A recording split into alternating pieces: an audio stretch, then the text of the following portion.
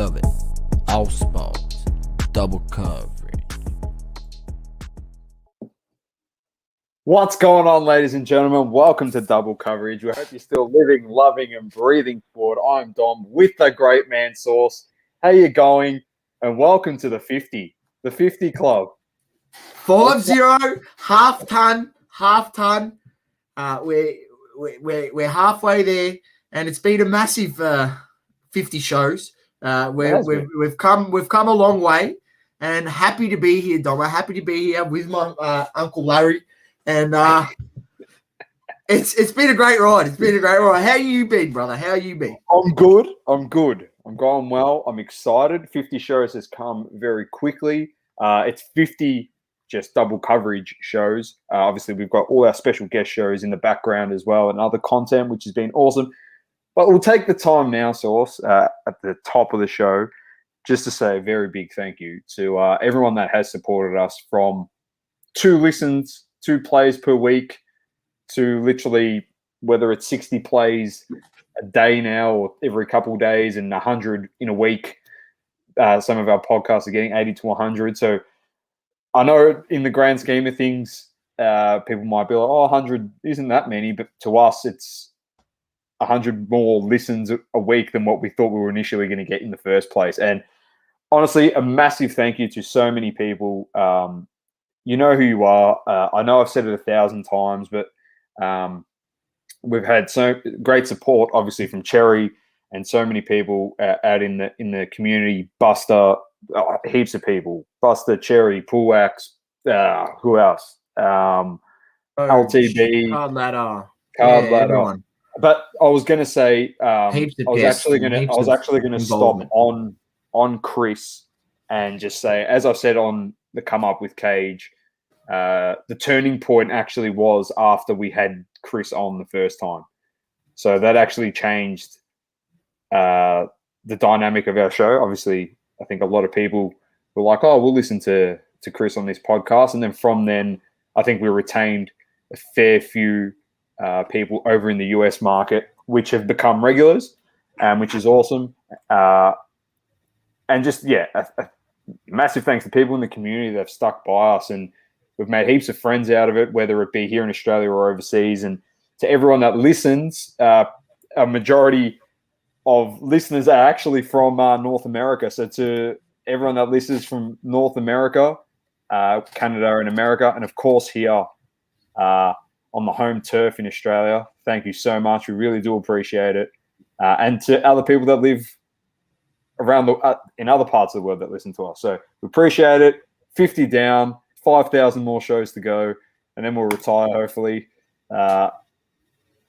Adam, the regular, thank you. Appreciate it, mate. The beards are gone, Azuldo. We've gone clean. I don't know what's happened. Tomo, we didn't even tee this up. We didn't even tee this up. It was the 5-0, so I figured I've got to look good on screen for the half ton. So I trimmed it back, and I've come in fresh, a new look for the second half of double coverage to the ton, and so we can raise the bat. You shaved for the 5-0. I did too. I shaved for the double coverage family, but I also shaved for Ronaldo this morning. I had to be clean shaven while I watched him just put on a clinic in the last 5 minutes. That's all he did. He was pretty average before that. But thank you very much, and we'll get on with the show, and keep sharing us and talking to us and DMing us and asking for us for any advice or any help. And yeah, we do love it. And we'll take the time out of our day 100% to help anybody in this hobby, and we truly do appreciate it. And if we're Le Mans, feel free to come and discuss it. And have your opinion. We love. This is why we started this show, so people can have their opinions and about the hobby and cards and things. And that's why we always say, make sure you join in with your opinion. And Saucy and I have said we do give our opinion, give our takes, and we've got this. Well, not for anything. We got no toes to step on, so we'll just speak as freely as we want. But as Sauce said, if we are Le Mans and you think we are stepping on a few toes, which some people have said we have gone a bit hard sometimes, and we accept that criticism. But that's just the game, I guess. And we do love the hobby as much as we do critique some people pretty harshly. In saying that, we feel that if we don't do it, no one else is going to do it. So it's not exactly sunshine and rainbows at times, as they say. So best to be truthful than pull the wool over people's eyes and piss in people's pockets, as we always say. So because you always get found out, Doma. You always do. That's exactly right. All right. Without further ado, thank you once again, and let's get on with it. And Sauce, I've changed up the running sheet. We're going to go bang, and we're going to start with the NBA. We're starting with the NBA today. We ain't holding back, and we're going to start with Philly versus Atlanta. It is now 3-2 in this series. 3-2, Sauce. Oh, the 2-2. Sorry, I think it's 2-2. My bad, mate. It's 2-2. I've had a mare. So obviously they've split their home courts 1-1. Atlanta's taken one away from Philly, and Philly's done vice versa. Now, the interesting thing in this game, Sauce, Joel Embiid is the interesting thing in this game. Clearly had knee soreness going into the second half of Game 4. And Sauce, they lost this game by 3. And Joel Embiid went 0. I repeat, 0. Not a 3 from the field, not a 4, not a 5, Sauce. 0 from 12 in the second half. And that was literally the stake into the vampire's heart, mate. The nail in the coffin, as they say. Game over. If he hits 3 of 12, Sauce, they win this game. It's as simple as that. Let's just now do the math. Speak to me. What do you, Trae Young? Speak to me on the other side of the ball, Atlanta and their doings and how they pulled off the victory. Trae Young is getting double teamed and they're throwing everything at him. And the 18 assists that he's got there just shows that he's not just a dribbling three-point shooting, just jacks up shots. Yeah. Got that Steph Curry ability to actually make a play when he has to. He's got self-awareness. Obviously, Curry shoots it a lot more than Trae because he makes it a lot more than what Trae does. That's what happens when you're the best shooter of all time. Really, let's be honest, from 3. But Trae has got that playmaking ability. And what have we said about teams like Phoenix, Sauce? It's that input from the supporting cast. Now, he had 25. Bogdan, these are the starting 5. Huerta, 10, who bounced back after a horrendous Game 3. John Collins, 14. Capella, 12. Bogdanovic, 22. Young, 25. That was the starting 5 with that input. The bench had only 20. Only 20 from the bench. But it was a hard-fought game, and there was a lot of shots missed, and defense was played, clearly. That's what happens when you play against Philly. I don't know where this goes, Sauce. I genuinely do not know where this goes. If Embiid is going to struggle with his knee and he's going to put I'm looking at that box score, Doma, and I see Ben Simmons 1 from 5 from the free throw line. You know, he nails 3 of those. It goes to, you know, it's overtime. There was a lot of things that could have been improved. Embiid 0 of 12 in that thing in the second half. So it's an interesting one, and I don't know where it goes, and that's where I'll relay it off from your point that, you know, Embiid, how much is his knee really holding up? And you got to think, what is he potentially doing to the rest of his career? Playing through a MCL, was it a PCL injury or MCL? Slight tear. I think that was the meniscus. Right? Yeah. So, which is manageable, but it looks like he's been able to play 2 games with it, and he seemed to have aggravated it. Clearly, aggravated this knee issue in Game 4, which, as you said, if he's not playing to his best, they cannot win this series. He is the X factor. He's the difference. Yeah, he is. He's had 30 in every game. He had 17 and they lost. So it's proof in the pudding. If he has 30, they win the game by 10 plus. So depending on his health, I'm serious, Sauce. My tip, we'll give a tip on this game going into Game 5. I'm going with Atlanta if Embiid is not fit and firing. I'm going Atlanta to win Game 5. And it's in Philly. It's in Philly. I'm going That's a big Atlanta. call. But they can do it because they've won one there, Tomo. Yeah, it's not out of their grasp of doing it. It's not out of their grasp. And if they're able to get that 3 firing, which they did in the first game, that's how they were able to win. They were just on fire from deep. It's anything's possible. I'm going to have to agree with you. I think we're going to have to assess and see where Joel Embiid's, how he looks, I'm assuming he's going to play, and how he looks in that first sort of quarter, and that will be a determination. But maybe it's one of those injuries that, it's fine when you play that first half, but when you go into the locker room, you cool down a little bit at half time. You come out in the second half, it's a bit harder to get going. Who knows? It could be affecting him in certain ways. Maybe that's why he struggled in that second half. I mean, I don't know. Look. Yeah, I'm going to go with Atlanta. I'm going with the Fit Ball Club. If Joel Embiid isn't 100% and he can't go out there and give you 30, you're going to struggle. 100%.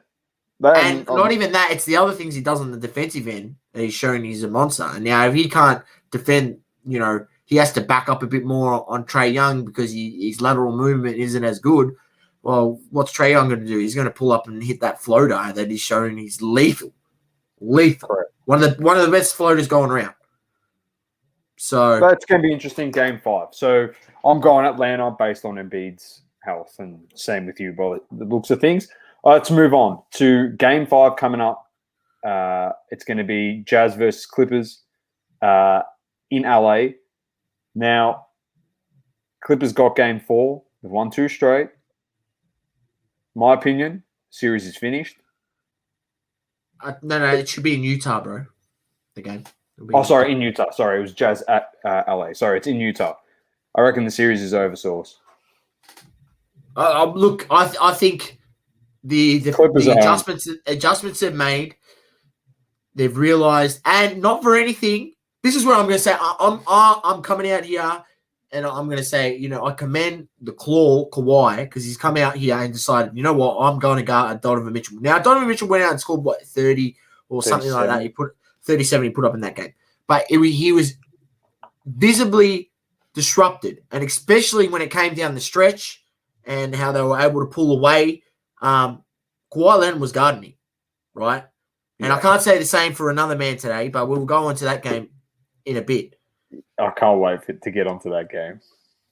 But I'm going to go with you. I'm going with the Clippers. I think the Clippers are a better ball club, and not for anything, if they get out of this series after being down 0-2, and they were down 0-2 in the last one, you got to start looking at Ty Lue and going, maybe this guy isn't. Maybe look. I understand, like he had the GOAT in his first championship, which let's be honest, he single-handedly brought him one home. But maybe he actually is a decent coach, and the adjustments he's made in this series thus far have worked an absolute charm. They've been able to double team Donovan Mitchell, force the other guys. That's what I said, force the other guys, because if you want to let Mitchell go out there and score 50, 60 points, which he's more than capable of doing, you'll probably lose the game. I'm telling you, if I'm Ty Lue and the coaching staff of the LA Clippers, I'm happy for Donovan Mitchell to shoot 37 on my ball club when he's shooting it at 34.5% from the field. Yeah, he took a lot of shots. He took 20. He was 9 of 26, 6 of 15 from 3. I am gladly going to let you do that. And if you go look at the rest of his team, Source, Jordan Clarkson was putrid and Derek Favors off the bench. But the starters, Ingles was 7 of 9, Gobert was 100%, Royce O'Neal shot 50%, and Bogdanovic shot 50%. But so potentially, as I said, go on. Yeah, go on. Look, potentially, if he facilitated a bit more and penetrated in and kicked it out, those guys seem to be. There was a few times there where he had 3 guys around him in the paint, and he tried to finish at the rim, which was a bit disappointing. They're the ones where you got to kick it out to the open shooter. Like that's understanding where you are and the surroundings you're in. Yes, I get that. But don't underestimate Gobert. Obviously, leaving the game early, foul trouble, picked up 3 fouls, and that allowed them to attack the paint. And Kawhi, I think he had a big man's jam in that game. He just absolutely posterized somebody. I can't remember who it was, but he absolutely posterized him. And I'll tell you what, it was a big jam. I loved it. I loved it. All right, Sauce. I'm going Clippers. You're going Clippers, I'm assuming, and Gabe follow. Yeah. All right, let's get on to. You've got some interesting takes in this one here.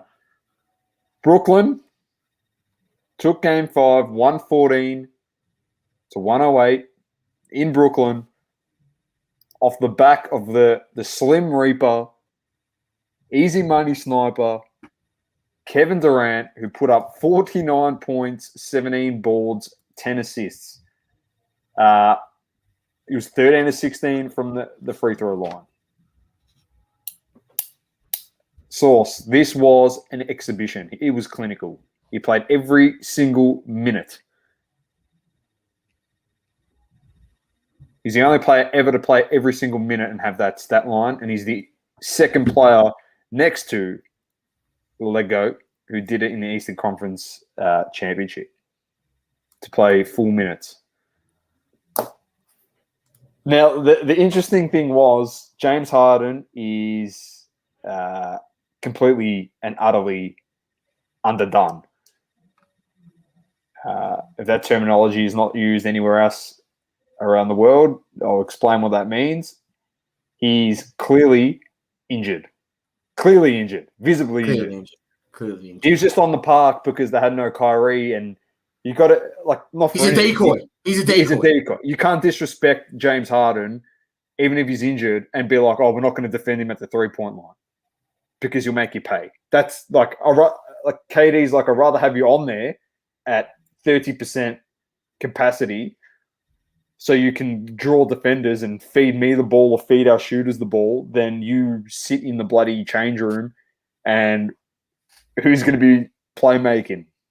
Mike James, Brown, Blake Griffin. These guys aren't doing shit. KD would have had to shoot 70 today if they even had a chance. I'm with Cherry. 3-point line needs to go out past the halfway line.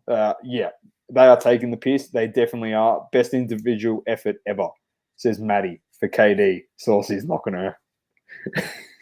I said he'd go out there and shoot 50. He did. Not the right game. It didn't go for 50, right? Not quite. He missed the free throw. He was pissed off when he missed it as well. I was pissed off. I wanted to see him shoot 50, bro. Doesn't matter. It's close enough. But that's not the interesting thing. The interesting thing is, they're home in this series. It's over. The interesting thing is, and now this is going to be a hot take, and Sauce is probably going to add to it, because we had a bit of discussion about this, and you know what it's like. We hardly disagree with each other, which is not exactly the greatest, but when we do, we do. I said to Sauce today, the hot take is about Giannis Antetokounmpo. Now, I'm probably going to get absolutely killed for this. He's a great player. He's a great regular season player, clearly. I know he had 34 today, and that's fine. He can have 34 today. But all this series has shown me about Giannis is that he's been found out by teams big time. When he gets blocked in the post, he gets blocked on the drive, he has to settle for things that obviously he hasn't refined. That's his mid-range, hasn't refined that, and his 3-point shooting. Why Giannis? I don't care. People be like, "Oh, but he hit his shots today." Oh, he hit his shots. Okay, that's nice. He went 2 of 4, shot 50%. How about the game when he went 1 of 9? Or 2 of 9? He went 1 of 8, I think. 1 of 8. Don't waste opportunities. And people have worked him out because they know when he backs up and he's going to steamroll to the rim like LeBron James early in his career, what defenders are doing is literally moving and replacing themselves with someone who's setting a charge screen to cop the hit and get the offensive foul on Giannis. And it's working so effectively on Giannis that he's getting frustrated and he's having brain farts and just jacking up threes, which is just dumb. And it's hurting the team. And as much as I've given Chris Middleton shit, if they didn't have Chris Middleton in this team, they would be nothing. They would have already been swept. Yeah. He has kept them in games. As much as I said he was an Alfred, he's definitely become Robin. And at times he's been Batman in this series. Definitely been Batman. Drew Holiday has pretty much been non-existent. He put up 19 today. He played pretty well today. Yeah, but 7 of 16 shooting, Dom. Yeah, I know. They've struggled big time. And they're relying heavily on PJ Tucker to guard Kevin Durant, which will then segue into Saucy, who was not too happy about a few things that he observed in this game. Yeah. Take it away. Doma, as much as you're giving it to Giannis and in the sense of, he hasn't refined things in his game that we've been calling for since last season. We're like, you need to go and get these things so then you can literally be an unstoppable force. And they've worked him out. But there's one other thing that you can do that's, pretty well. And you're one of the better guys in the league. But to keep allowing Chris Middleton and PJ Tucker to take the responsibility of guarding Kevin Durant, especially down the stretch, is an absolute disgrace. Are you a back-to-back MVP? Come out there and show me you're a back-to-back MVP and play like one and make the MVP play on the defensive end. Because, yeah, your offense may let you down at times, but I'm sure you've got the length and you've got much more agility to trouble Kevin Durant than PJ Tucker, where Durant is clearly visibly 1.5 feet taller than him. And then Chris Middleton, where he's nearly 2 foot taller than him. I don't bloody know. Probably over-exaggerating that, but it looks like that by the time he elevates and shoots the shot. He's just looking straight over the top of him.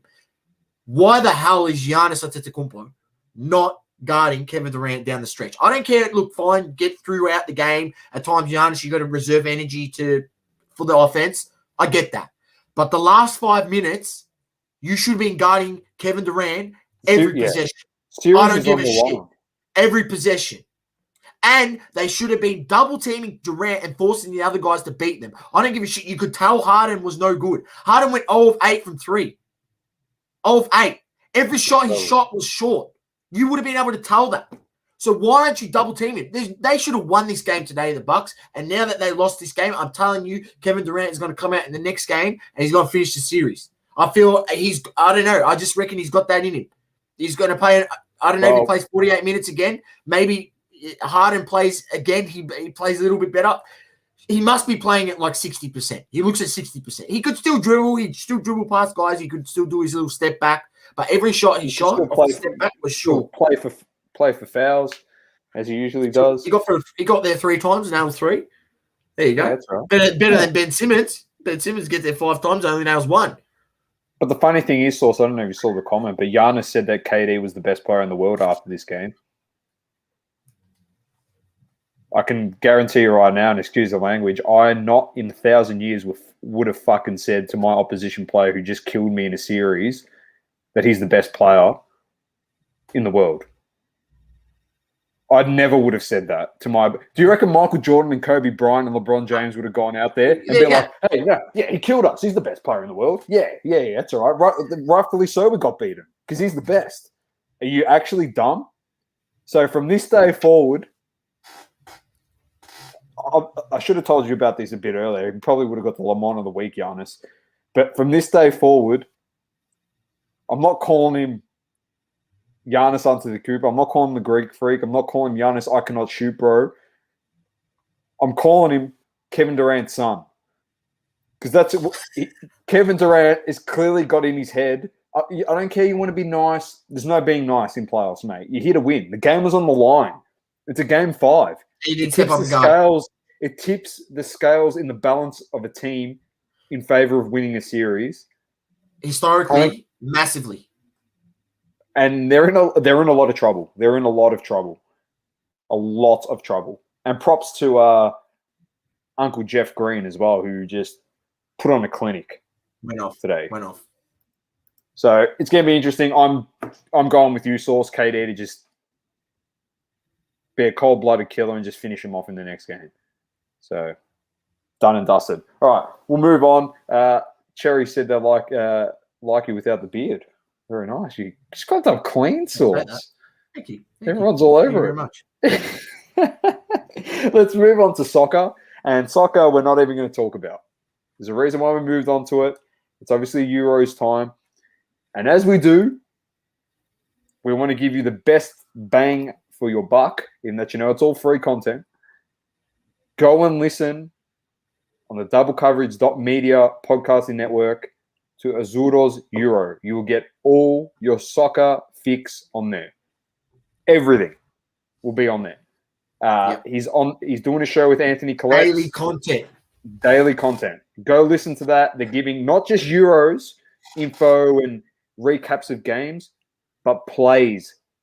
Key soccer plays. Now, if you're listening, honestly, from overseas and you're not too sure outside of main guys to collect in this hobby, go and listen to that podcast. There's been some absolute rippers that have been thrown out. And I'm telling you, people that have listened to them, it's literally money for jam. Because I've gone on there and I've looked at these guys and I've gone, I can buy them now if I really wanted to. So go on there, have a listen to that, and just enjoy. They've had Card Hour on. They've had Round Ball breaks on. And they've got some massive guests in the works. Hopefully all goes well and this one person comes on the show and it is going to be ginormous for them. So props to them. They're doing a fantastic job. Go throw your support towards them, share their stuff, and just listen and enjoy it. Put it on in the background at work and it'll give you a recap of the overnight results and obviously some card talk in there as well. Regarding the soccer market. So go check out Azuro's Euro. Easy. All right, Source. F1. There's no Grand Prix over the weekend. French Grand Prix this weekend. Very keen for the cars very to get keen after Azerbaijan, mate. Very keen. So, Matty Campbell, Tim Weiner. I think it means what role call Tim Weiner because he look. One thing, he came on this morning in the France-Germany game and he was woeful. Misplaced passes. Yeah, look, not good. Yeah, not good. It wasn't good. Not talking about. Listen to Azuro's Euro for all your Euro updates and soccer. So, French GP this week. Get onto it. I'll move quickly into AFL. Give a recap of this. Nothing really major.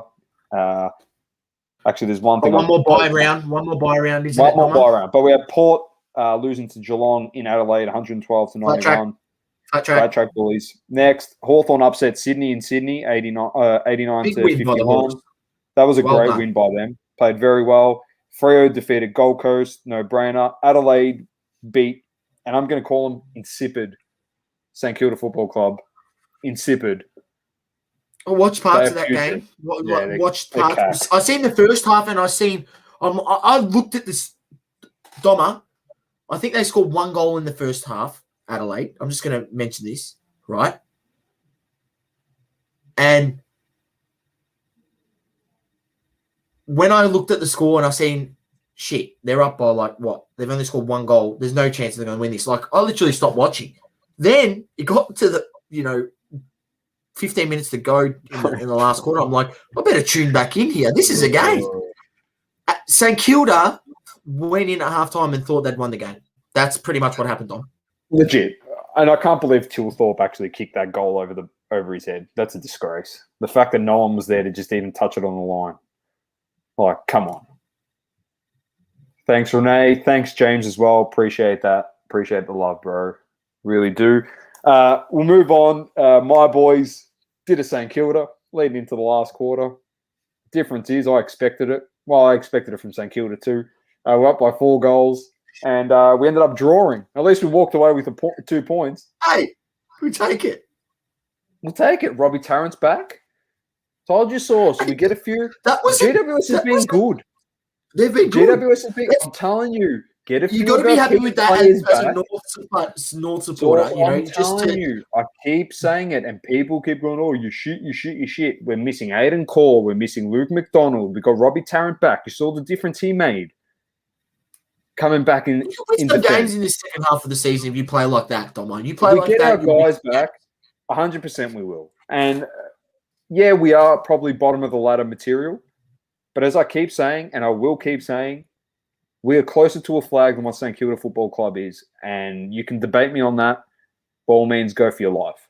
The only thing you're holding your hope on is Max King up in your forward line. You're still paying Paddy McCartan that big contract, and what's he doing? That's all. Exactly. That's all I'll say right there. Anyway, then we had West Coast beating Richmond, a bit of a comeback at the end there. Richmond struggled. Well, they probably needed to win that. There's a couple questionable decisions in that game when I watched it. It was pretty funny, but that's football these days. You get them every week. It's becoming harder and harder to watch Source. Josh Kennedy hung clutch to kick that goal. Yeah, snap. But which was. I'm just saying. I'm just putting the AFL on. Well, not the AFL. The AFL, they're trying their hardest. The football clubs, it is just becoming harder and harder to watch, mate. Week in, week out. I'm just putting it out there. The standard is just putrid. And the last game, after they won 11, they decided to lose. The D's. So they eclipsed Saucy's 10.5, and they decided now we'll go on a 10-game losing streak. And cost Saucy by half a game. The Pies did it for Bucks. They did it for Buckley, the champion of the game, champion of the sport, good coach. Club legend. All right? He got club legend. He copped a lot of flack here, Sauce. All right? And he's copped a lot of flack. And we said he had to go, and we said he would go before the end of the season. And guess what? He went before the end of the season. Who would have thought? Who would have thought? Oh, anyway, not like we've been wrong on this podcast much. Probably just 95% of the time we're wrong. But anyway, besides the point. But legitimately, everyone said, he got handed a team and he's a terrible coach. He was a kick away from winning the flag. One kick away from winning the flag. Still got them back to another granny as well. Exactly right. So he did something right. All right. Everyone is very hard on him. Very, very hard on him. He did his best. Unfortunately, his playing career ended the same as his coaching career without a flag. It's unfortunate for a grade of the game. He's got 2 Brownlows to hold his head high upon, and I think he won a Norm Smith as well in a losing grand final. So pretty good effort if you win a Norm Smith in a losing grand final. I know you don't really want that, but you're the best player on the day in a grand final, which means something. Anyway, so all the best to Bucks and whatever his future endeavors are. All right, round 14, Sauce. Let's quickly get through these. Cats versus Dogs. Ooh, that's a good game. Where is it? Cardinia. I'm going to have to go with the Cats then. I'm going Dogs off the bye. Suns Port in Gold Coast. Oh, this is a tough one. This is a tough one. I'm going the Suns. I'm all in. Is Matty Rowell playing again? He played last week. Yeah. First game back. Yeah. He played. Beautiful. He played Rowell in again. Second game. You watch him. 30 touches. Suns. North Melbourne, Brisbane. I think it's in Tassie. We're home. Yeah, it's good. I'm tipping North. We'll upset them. We'll beat them.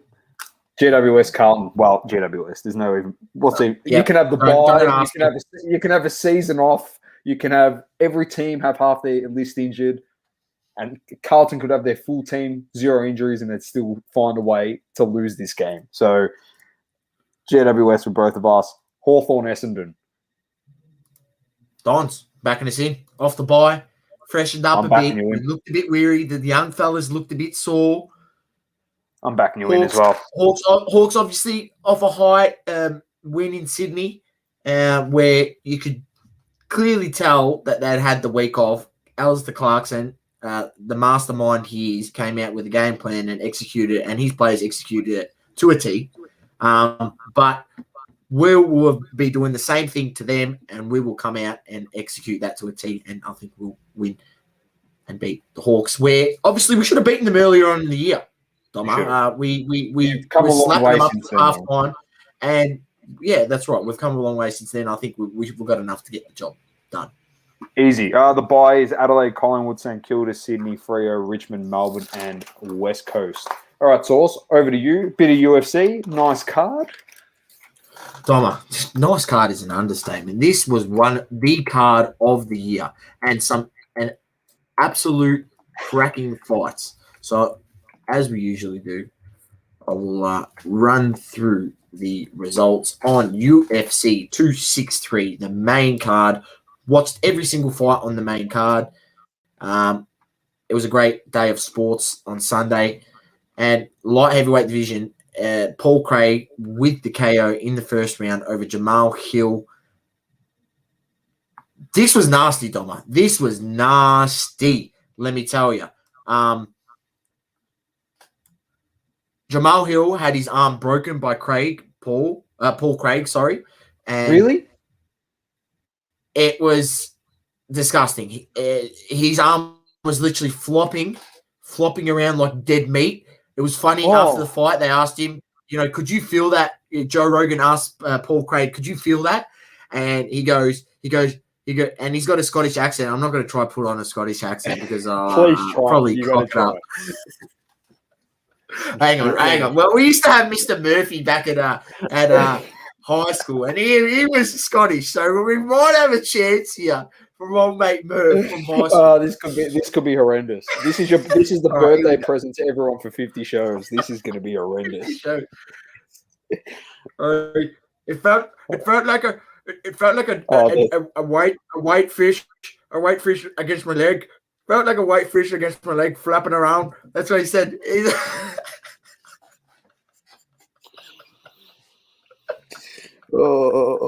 This is why, honestly, I'll be honest with you, Double Coverage fam. This is why the UFC, honestly, is my favorite segment of this show. Because Sauce can't pronounce the fighters' surnames, and he goes and puts on accents. I love it. It's just great. It gives me joy. Look, anyone go watch the fight.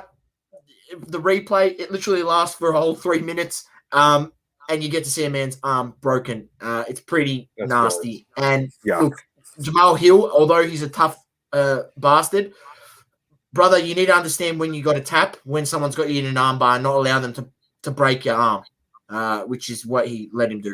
All right, welterweight division, Bilal Muhammad defeated Demian Maia. I believe Bilal Muhammad, I think in his previous fight, he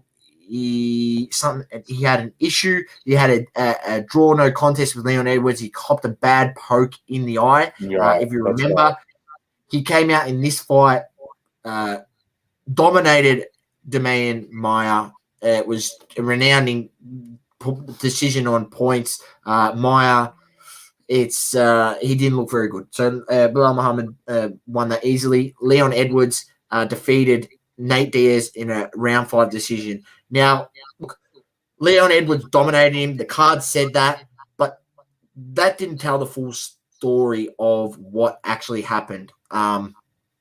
It's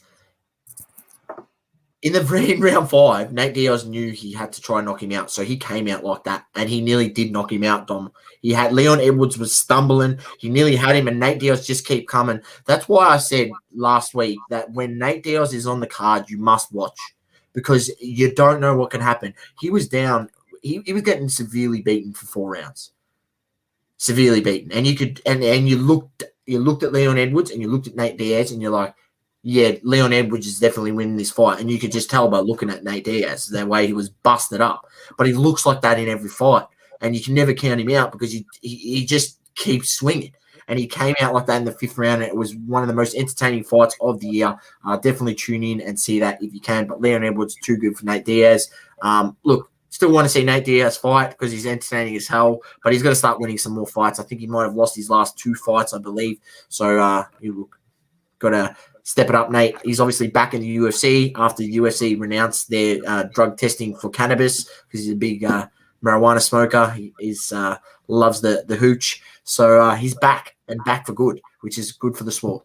And then the flyweight division. Now, this is the massive upset that everyone didn't really see coming. But if you're a true UFC purist and follow it, you would have not doubted this because their first fight ended as a draw. So, why couldn't Moreno go one better? He drew him last time and then the judges couldn't, split them. And Brandon Moreno came out, defeated Deviuson Figueroa. Third round submission, made him tap, and Moreno didn't leave it up to the judges this time, which is what you do. You don't leave it up to the judges. You go out there and you finish it. That was clinical. It was a clinical 3 rounds. He was in front in the fight regardless, and then he was able to get into tap. So it was a brilliant performance. And then the main event, the Italian stallion Marvin Vettori got absolutely destroyed by Israel Adesanya. Vettori, look, Italian. I love you, bloke, as a countryman from Italia, but when you go out there and say you think you won that fight after the fight, and I just watched the fight, you, sir, are a fool.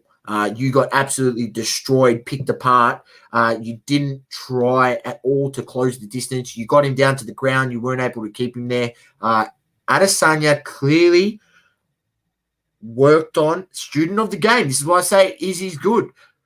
Last fight, absolutely dominated on the ground, got to the ground by Jan Blachowicz and got dominated and lost the fight. Lost his first ever fight. Obviously moved up a weight division for that, but went away, worked on it, and you've seen his defense on the ground, how he was able to get out of positions and get back to his feet, and he did that clinically a number of times to Vettori, who was able to get a number of successful takedowns, but he just wasn't able to keep him there and, apply pressure and force.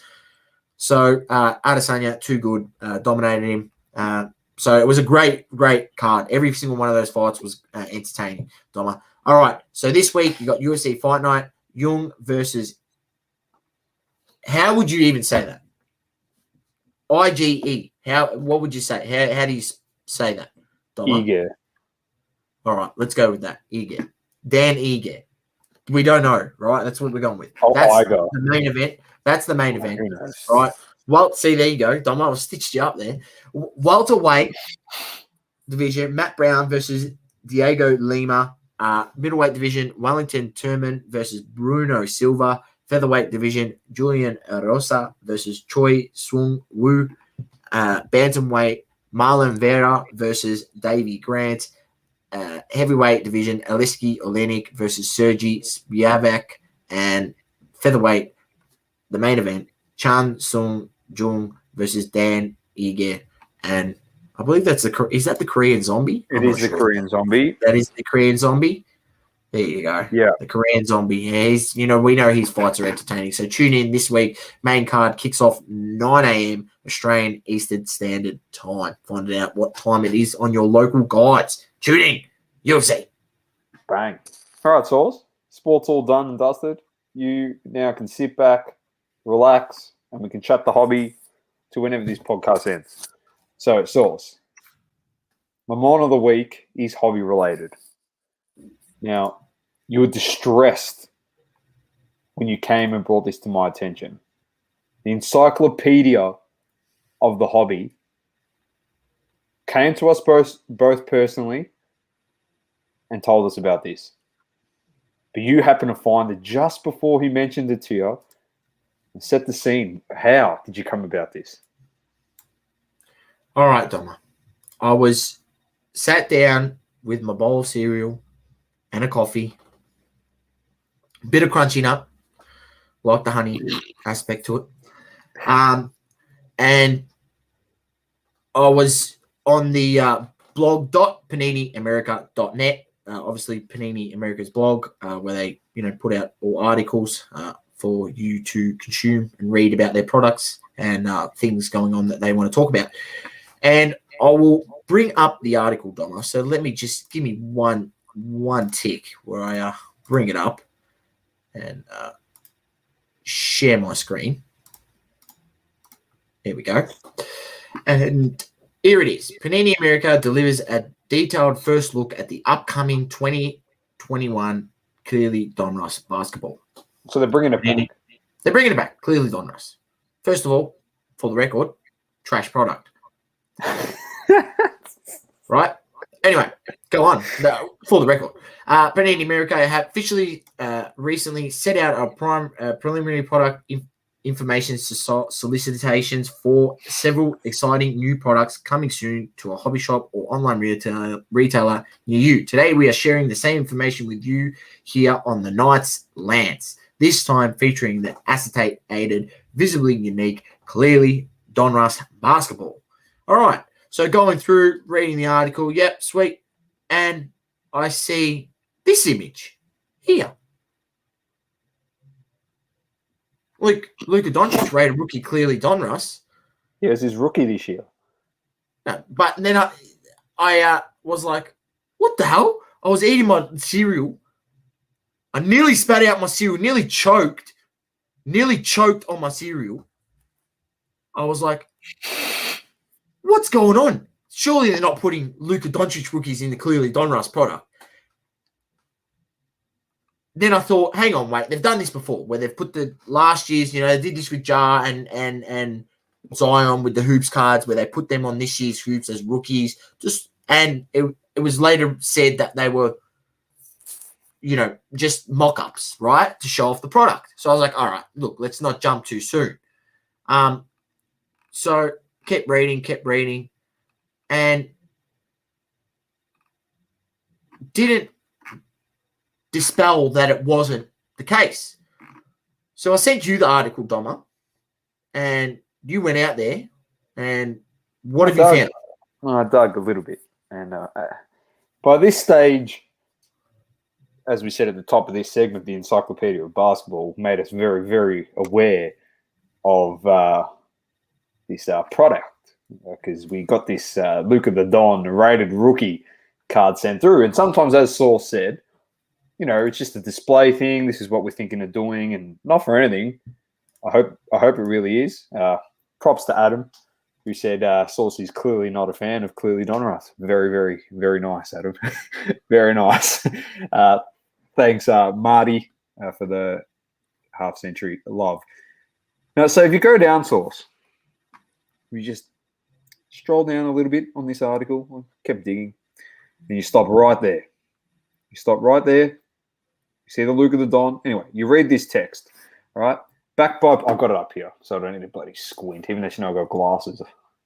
I've turned it down, Dom, so no, that's all right. I got it here. Okay. Here we go. It's coming out July 25th. All right, so you got time. You got a month and a half to fix your problem, all right? Because you got your clearly rated rookie autographs. You got your My House. You got the rookies. You got your zero gravity. You got your dominant. You got your stargazing. And then the next line, Source. I almost tripped up the stairs, Source. You know how hard it is to trip upstairs? A piece of advice, don't be on your phone when you're finishing your gym workout, walking up some stairs from your garage coming inside. I almost tripped up the stairs. Retro rated rookies, reimagined on clear acetate. So it's actually going to be a set, and we're going to have Luka the Don in here. And I don't want to be a nitpicker, but I'm going to be someone that is really going to nitpick this product. All right? It's a bit different to the tribute that we had in Prism. All right? It's a bit different to that because there was no RC on the LeBron James. There's no RC on the cards. You have a month and a half to put retro on top of rated rookie for Luka the Don. Yeah. Or else you're going to get a lot of people. Rated rookie. You're going to get a lot of people in this hobby, and everyone will say, oh, yeah, but everyone knows the difference. No, you don't understand what it's like. People coming out, potentially seeing this Luka, even if it's not going for much, going, shit, that's a rookie Luka. I can pick that up for nothing. And everyone's just buying all these cards and wasting their money to find out someone saying, what are you talking about, mate? That's his fourth-year card, his third-year card. It's not his rookie. And the person's like, it says rated rookie on it. It says rated rookie. Or on the flip side, someone goes, oh, it says rated rookie on it. You know what? I'll sell this card for like $300 raw. And then someone new to the hobby just comes in and goes, oh, Luka rookie, and just buys it without doing their research. you see the issue? Because all these guys are actually rookies and it actually says rated rookie, and then you got Luka the Don. So I'm hoping that it's on their source with their sneak peek, all right? And in a month's time, it gets printed with retro rated rookie on there. I hope it's just a design thing to just say, this is what the card's going to look like. Is it necessary having him in there? No. But obviously, if they're putting Luka in there must be other ones getting in there. Tatum, Mitchell. There you same go. year. Wouldn't surprise me. It's unnecessary. So, source. On that note.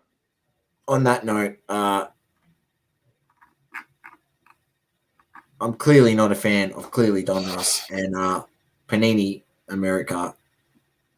You better damn put the retro on top of the rated rookie to fix this little mess up, which I think shouldn't even be in there to start with. And for that, you get a lemon of the week. It's just, I just laugh every time that lemon comes up. It's so big. Adam, you're completely correct. If you want to chuck that comment up, Saucy, basically just reprinting the original Donruss card. Why we're reprinting Luka rookies after 3 years in the league is beyond me. That's my point of view. 3 years in and we're reprinting his rookie cards. Seriously? Come on. Do better. As simple as that. All right, Sauce. Let's get into the nitty-gritty of some things. Well, first and foremost, there's some lemons on the screen. That's what we want to see. When the lemons come up, we want to see the lemons in the comments. Just a few, just quickly on blockchain. We've got no cars this week, so I'll just quickly run through it. They've got the pack going live in 6.5 hours. Panini NFT blockchain Prism NBA red mosaic packs. Current price is $10. You can get assortment of LeBrons and go onto the Knights Lance, and you'll be able to find the article. There's a preview of it on the Knights Lance as well. So if you go back there, Source, and there it is, right there. Is that it? That is the one. That's the one, right there. So that's some of the cards you can get. Sorry to our podcast. Some of the NFT cards that you can get. But if you jump on blog.paniniamerica.net, you can find these. And if I do remember, I'll try drop the website in the comments, in the post in the description. Sorry. If not, audio listeners, just head on over to panini.com and .net. Sorry, paniniamerica.net, and just go to blockchain at the top there, and it'll just say store. You click on that, and the card comes up. And if you want to see the cards, just head over. Just type in the Knights Lance Panini on Google, and then hit the blog, and you can access it. All right, done and dusted. Moving on, Source. Now, we are going to cover the Impeccable basketball checklist, and a shout out to Cherry, because I was actually watching them before this, and Grayson was ripping some cases of the product, and the cards look beautiful. But before we get there, we may or may not be late to the party. We don't think we're late to the party with this. We've been doing a bit of research into it. I've been in forums with some of the biggest people in this hobby that have discussed this topic. Obviously, Grayson was kind enough to answer this question in a podcast recently that I put out to him based on things that I've been hearing from people in the hobby about Cardporn and their status in the hobby. And a lot of people are kind of getting off of them a bit and losing a bit of respect on them because they don't think their full transparency by them not revealing their identity. And it was based off of the PWCC post that they put up a bit earlier in the week. It's down there somewhere in regards to just a Photoshop of an image, and yeah, it's just abuse. Pretty much just slandering PWCC, and people saying, well, they're technically like the watchdog of the hobby, and they got the power to just slander certain companies and really change the mindset of the way that some of these people well, literally follow them as gospel in the hobby. Now, obviously, Grayson answered the question of the same mentality that we have. Like, just do your research. You don't need to believe in who gives a shit. They're just an Instagram account. And I'm with him to a T, and I agree with him. There's times where I agree with this account and I completely disagree with the account. And that's what makes it polarizing in the hobby. It makes them a discussion point, like right now. A few podcasts have spoken about them. A few key people in the hobby have spoken about them. So, not for anything, keeps them relevant because we're continually putting out content revolving around them, and obviously going to tag them, so then people will be able to see them. If you don't know about them, then you'll be able to follow them, and then you become one of their audience. So I came up with a bit of a list on if I'm a fence sitter, which is what I'm going to be. I'm not giving you a direct, they're terrible for the hobby, they're not terrible for the hobby. They've got a place, they're an account, all right? They're a certified account around sports cards. People can go to them for help. They can talk to them. They're easily accessible. How did they get certified? I don't know. Someone on the inside. Someone on the inside. Well, this is the interesting thing. Like, it's funny because obviously we're in this hobby, in the cardboard hobby, in trading card hobby, that is like a little family. And the funny thing is, it's like its own little world. And in this world, there's a conspiracy theory. So no matter where you go in any facet of society, there's a conspiracy theory about something. So there's conspiracy theories that the people behind it, the team, have got connections to certain people, whether it be BGS or PSA, blah, blah, blah, blah, blah. Regardless, it could be a main person in the hobby that we listen to all the time, and they just do this for fun because they've got privy to information that we don't have, so they're able to just go and drop it literally at the drop of a hat on their account and expose people and whatnot that are doing the wrong thing in the hobby or things that they don't think are correct in the hobby. So, not for anything. There's a little update, Doma. Update on previous posts on the PwC working issue with the buyer to resolve the Stephen Curry issue. Yeah, feel free to head over there and you can see all the saga there. Yeah, that's unfolding and whatnot. And I agree with Grayson once again in terms of he said that he sometimes said things and it can be polarizing, and we seem to think that we've said some things sometimes on the same wavelength, and you take it the way that you want to take it. And that's why we always say to people, do your research. Do your research.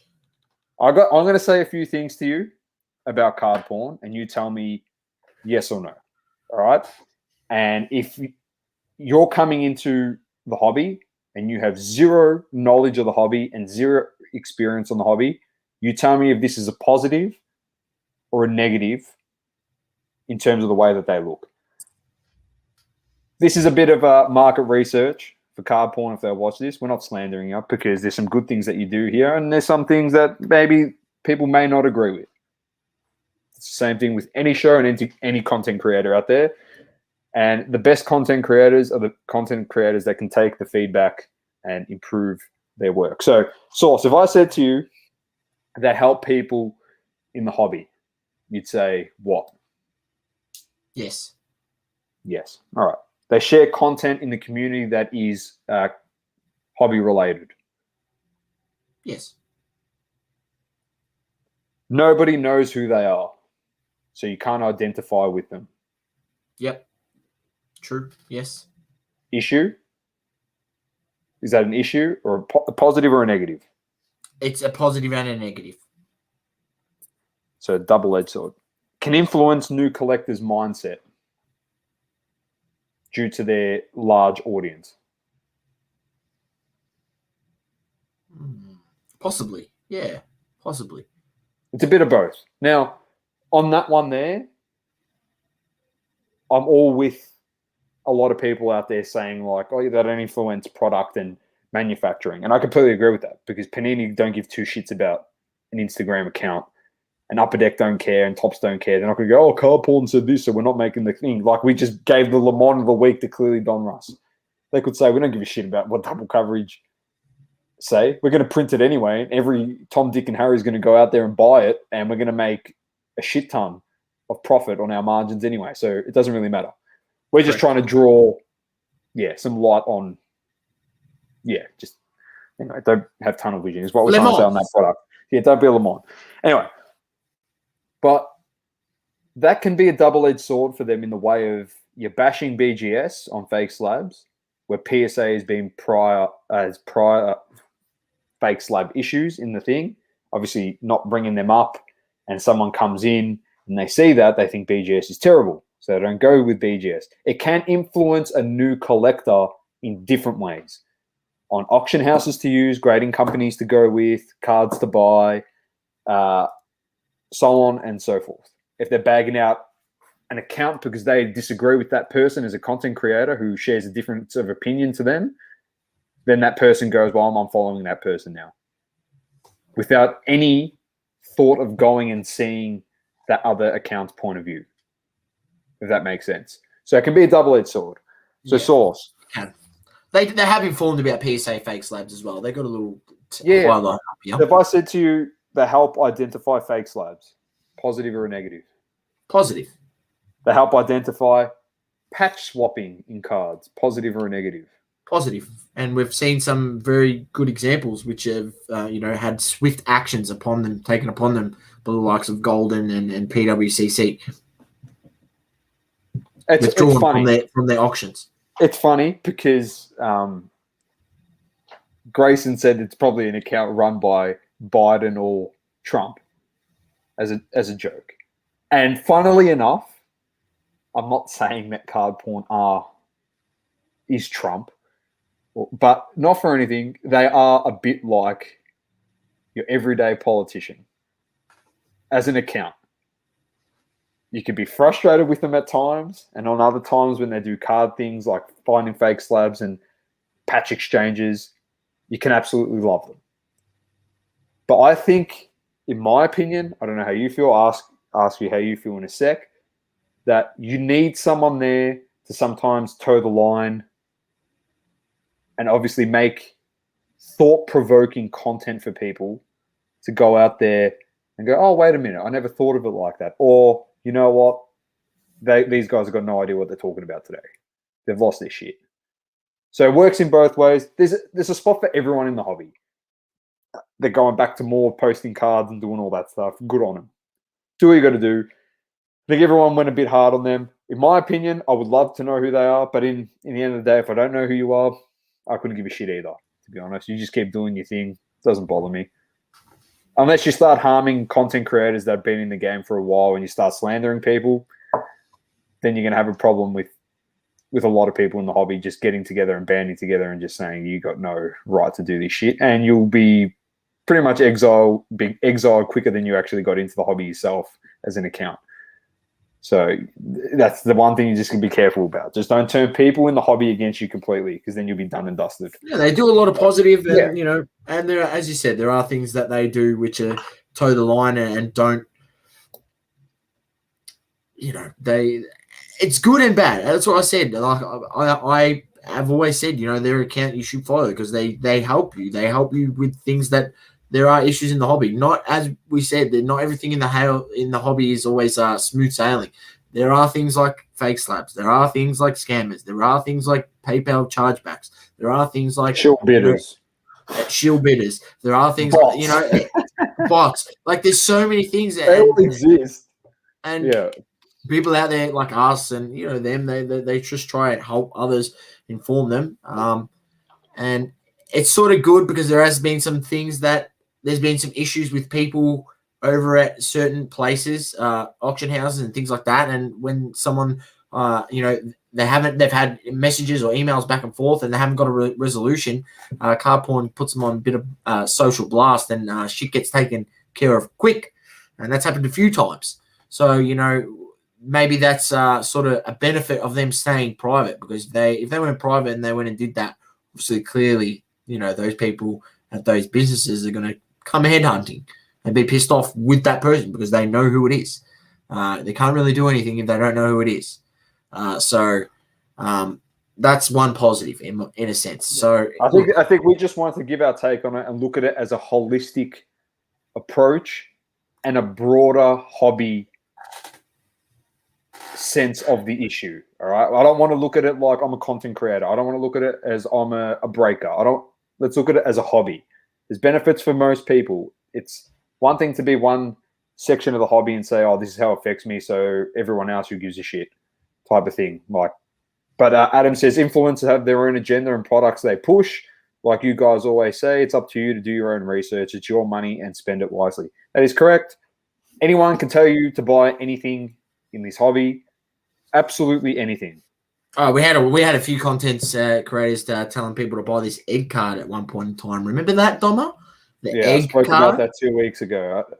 No comment. That's probably why we lost a lot of people on this bloody podcast listening to us, mate, because we called them out. Fuck them. I couldn't give two shits. It was the stupidest thing, and it will be the stupidest thing that ever happened to this hobby. All right?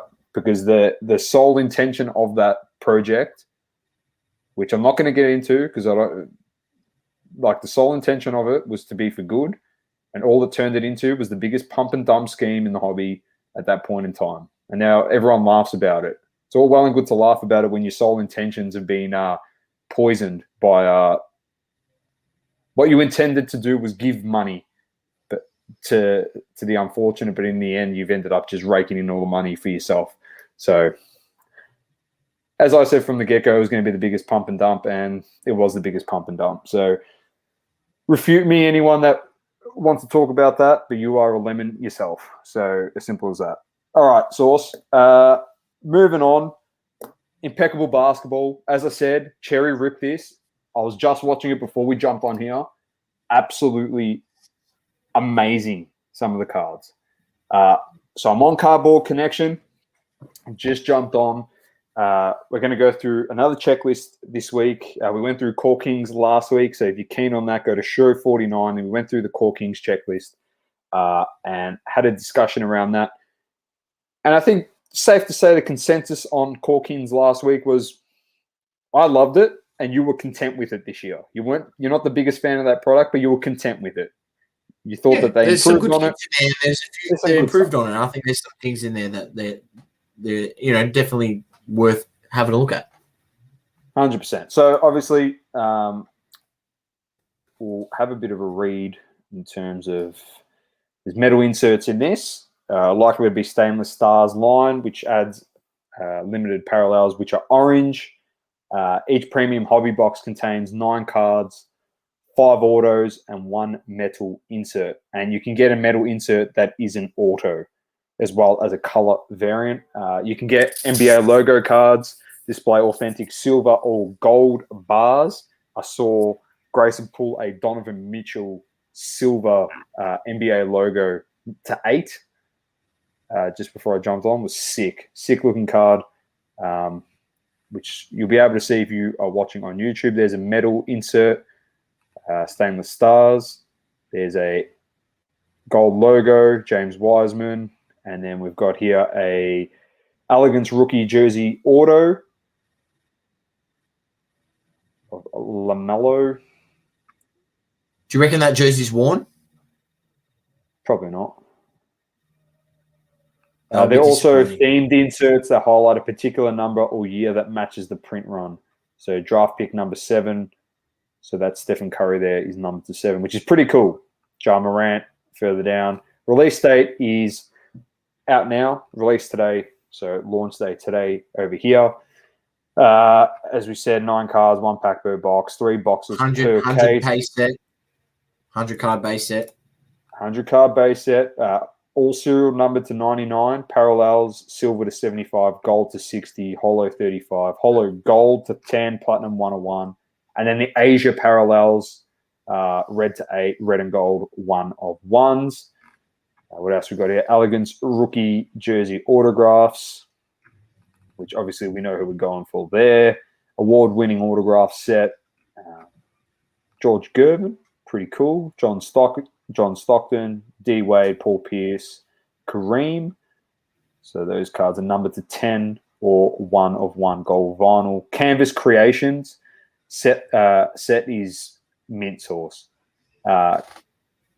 I saw a Larry Bird pulled of this set, and it's on card. It is just it looks so good. It literally looks so good.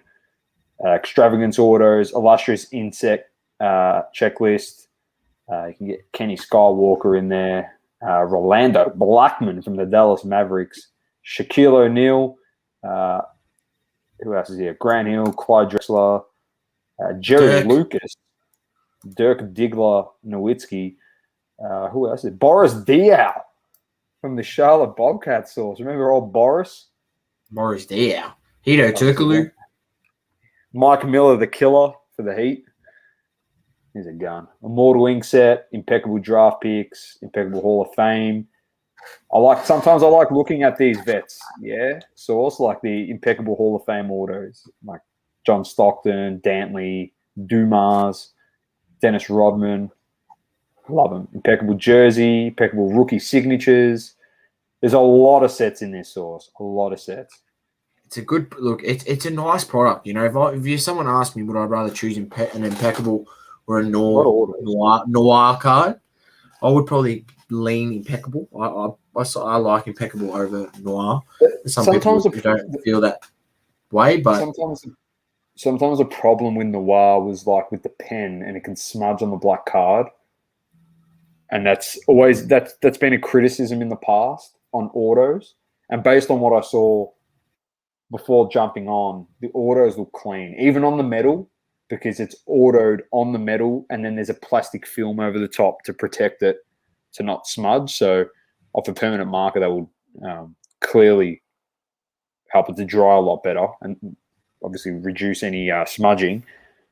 So, and then you got the gold NBA logo set, which are numbered to 10. You can get LeBron James, the Greek Freak, Stephen Curry, Luka the Don, Kawhi Leonard, AD, Harden, Zion, Trey, KD, Ja, Anthony Edwards, Wiseman, LaMelo, and Denny. And then silver draft logo sets. So the holo gold is what I saw pulled, and that was, where is he? Donovan Mitchell, who should be in here somewhere. Pretty sure. Or a Hall of Fame set, maybe. Anyway, he was pulled number to 8. There's a serial number to 20. Then you got silver Hall of Fame, silver NBA logo, holo gold. Here it is. Sorry, silver NBA logo set, and Donovan Mitchell's in there. You get SGA, Saucy's boy, Cole Anthony. So stainless stars. There's a lot of cards in here, Sauce. And then obviously in here, we've got impeccable update set. Oh, sorry, that's not needed. Very nice. So retail at the top here is $1,500. That's on Cardboard Connection. So that's in USD. So $1,500 USD, guaranteed 5 autos in the box. Not bad. There's vets in there. I don't know.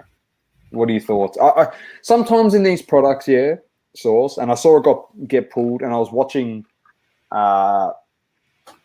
was it? Lil People rip some NT football yesterday, and the only thing I feel bad for as a breaker and for a consumer of a product is when they pull out a blockchain card in a box. Now, I saw a D-Wade number to 3 blockchain card get pulled out, which is pretty sick, but it's a digital card. So, not obviously they're trying to transition into that NFT space, Panini. I don't think people are into it just yet. I don't know if it's something where it's like you chuck in the blockchain card as it's like an extra hit type thing. I don't know if they would consider that. They probably wouldn't, but I don't know. My feeling is just like if I hit that, I'm like, it's a bit of a letdown. It is a massive letdown, Doma. You know, you don't want to be opening a box. You open a box, you want to get a card. Especially with the quality that I've seen pulled from this product and the autos. Yeah. One question that Matty Campbell's asked, are they game worn? And I asked the same question. I don't know if that, the patches in there or not. We have yet to find that information out. So I'm trying to find an article on the Knights Lance where maybe they released that info. I'd hope so, as being one of the later sets that they probably could have got some, early match worn game jerseys and was able to get them into these products. This product, I mean, our friends at Cherry have got it on pre-sale at $3,000 for a hobby box. You can go get a one for $1,500 off a triple play vintage store on eBay, $1,500 USD for a hobby box. Ships tomorrow. Literally ships tomorrow. If you bought one, you can buy it now. So, for that price, if you pulled out a phantom jersey off a rookie, I'd be pretty pissed off. Straight out, I would be. There's a better look of it, of the product on the Knights Lance as well, in the article. The creation cards look so good. There's a Zion. You got a link? Do you have a link? We'll chuck it here. Put it in the comments. Can you put it in the comments? I can put it on the YouTube comments. Yeah, chuck it in there. In there. I'll chuck it on here as well, so in case you want to bring it up. There it is. Yeah, so honestly, the quality of the card, I'm telling you, they look good. They look really, really good. For a high-end product, that's what it is. It is a high-end product. I don't mind it, Source. I really don't. But you just hope that you hit some decent stuff. And obviously all the base are numbered as well. So you're getting hits. It's just all about, are you going to make your money back? So sorry, audio listeners, but YouTube watchers, video watchers, Facebook as well. This is what it looks like. That's a Zion. I saw a Larry Bird pulled. That looks sick, that Zion. I saw a Larry Bird pulled, Source. So anybody wants to go have a view, Cherry Collectibles obviously opened a few cases of it, so go check out their latest breaks, and you should find something there. Oh, look at that. Might be looking at pick up one of my boy, JJJ base cards. That's what I mean, bro. There's some nice cards in here, and, if you're not keen on some of the rookies coming out of this year's draft, well, go pick up one of your favorite vets or something like that where you could probably pick up a card for a reasonable price. 100%. So, yeah, look, it's an interesting one. For the record, I think I'm leaning towards the Patrick Williams route, Doma, and I'm really, really targeting some of his cards, hoping to pick up an auto or two, maybe three, and just stashing them away. I think I've gone a bit of a different route this year. Pick up, a couple of nice cards of the rookie that I like. He's got a lot of development in his game, I reckon. But that runs us through the Impeccable and Doma. Very nice. Now, all right. Two more things I just want to touch on. All right. The first one is a bit of a hobby's dead topic, and it's doom and gloom for the hobby. Now, if you're not familiar with the Whatnot app, go and sign up. Do yourself a favor, all right? Go and sign up. It's all cards. There's Pokemon, Yu-Gi-Oh, and what it is, it's breaking. So it's an Instagram live, and you can obviously buy off breakers' websites, and they'll rip your product there. But they can also set live auctions within the live. So it's like an IGTV with a live eBay auction in it, for example. And you can bid up the product, and there's a timer there. And if you bid within the last 10 seconds, it extends the auction by 10 seconds. Until the timer completely runs out, and then there's a winner. The person's name flashes on the screen, and then the breaker goes, "Oh, so-and-so, you won this," and we'll rip or ship the product. Now, I'm telling you, props to breakers, all right? Props to breakers, all right? Respect. Jumping on a new platform, and really, honestly, it is a business, all right? It is honestly just a business, I don't know, money-making machine for them. Honestly, I look at it from my business point of view and I go, yeah, that's an awesome thing to do. People on there paying crazy prices for like single packs. It's a good place for breakers, obviously, to go out and put their breaker packs on there. So, which is good. So you can obviously auction them off and bid on those where there's hits. If you think, I'm just saying it again, I'm not ragging on. I reckon the app is fantastic, and you can actually go on there and it's not just for live streaming. People actually list product on there, card products. So you can go on there if you're interested, and then you can DM the buyer. It's like eBay with a live stream auction on it. It's pretty cool. Sauce and I were in there this morning. I was on there yesterday, the day before, and just looking at the prices. All I'm saying is the hobby's not going anywhere. Correct me if I'm wrong, Sauce. I reckon a lot of the hobby is like, it's not in your face anymore. I reckon a lot of the people that were showing off cards and, oh, look at my big hit and look at this, look at that, they were all people that jumped on the bandwagon. A lot of these people have jumped off now since the dip, so they're sold out. And there's a lot of people that also bought in and they flew under the radar. Now, these people are still out there buying product, whether they're consuming the product sealed and holding it or consuming the product and ripping it personally and then dropping singles. The hobby's not dead. It's all a waiting game. When the big Jurassic Park doors open, instead of Jurassic Park, it says PSA at the top. A lot of things are going to change in this hobby, and it's going to start correcting itself back in an uptrend. Big call, Donna. Big call. I like it. There's a lot of positivity. Honestly, I reckon there's plenty of positivity out there. I think there's avenues that are not publicly seen and in your face 24/7 anymore. Whether it's a content creator going, oh, look at this, look at this, look at this, look at this, look at this. Breakers, yeah, you're going to see it because they show off their hits, and that's fair enough. Well, it's their business in the end of the day.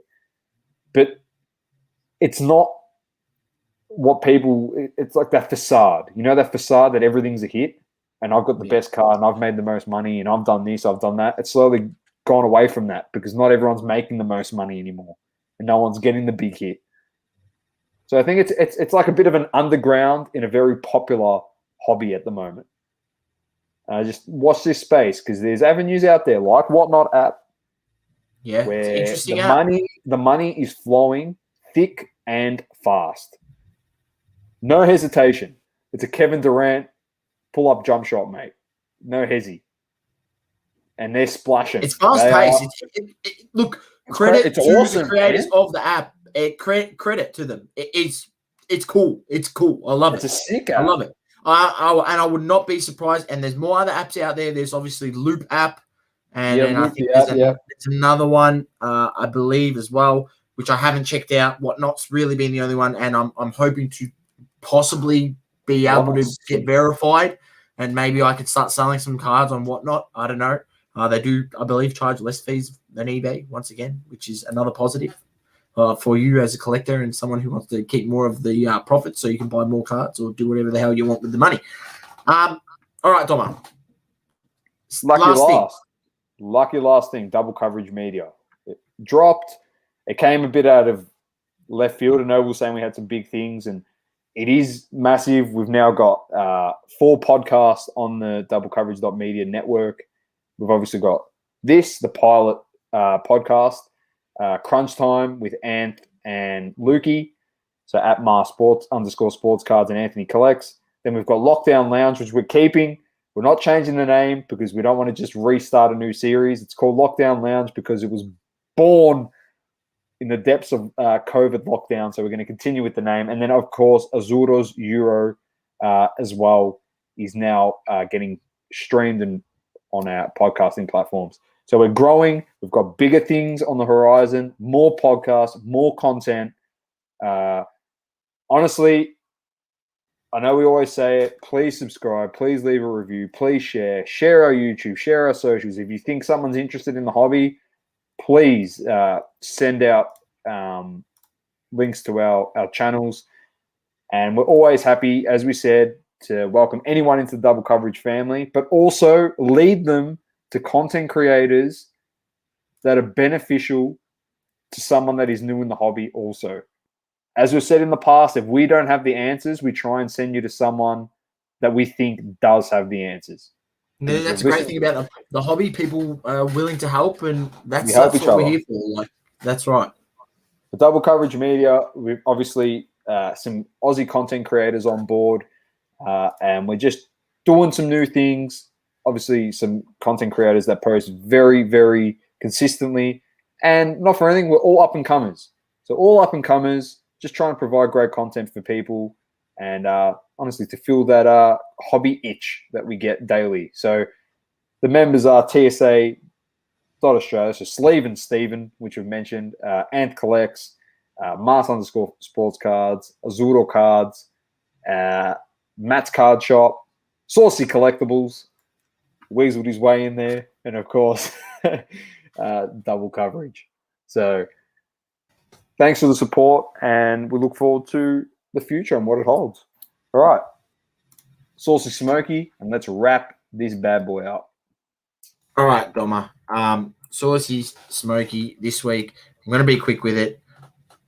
Easy, bro. Anyone out there has seen us on our Instagram, we opened up some AFL Prestige 2021. It's an AFL play, so if you're not really a fan of AFL, that's fine. But I think it's an interesting one where the variant cards in there, the PMGs as I like to call them, and it was in last year's set as well.